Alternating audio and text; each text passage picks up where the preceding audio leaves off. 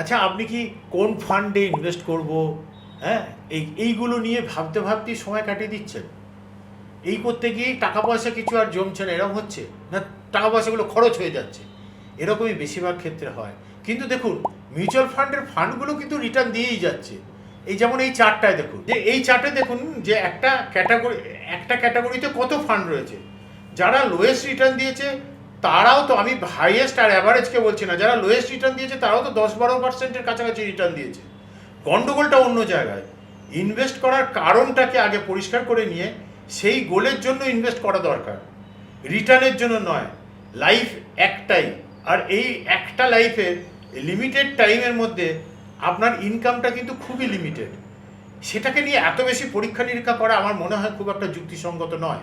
আমাদের রয়েস ফাইন্যান্সের বিগত 20 বছরে আমরা এরকম প্রচুর মানুষকে অ্যাওয়ার করতে পেরেছি, যাতে অনেক মানুষ উপকৃত হয়েছেন। আপনিও যদি মনে করেন যে হ্যাঁ, আমি কি করে আমায় এই জায়গাগুলোকে অ্যাচিভ করব, তাহলে আমাদের 8881288844 যে নাম্বার রয়েছে ওতে কল করতে পারেন বা মেসেজ করতে পারেন, বা আমাদের যে ইমেল আইডি দেওয়া রয়েছে এতে আপনি মেল করে আমাদের ট্রেন্ড নলেজেবল ওয়েলথ কোচদের পরামর্শ নিতে পারেন।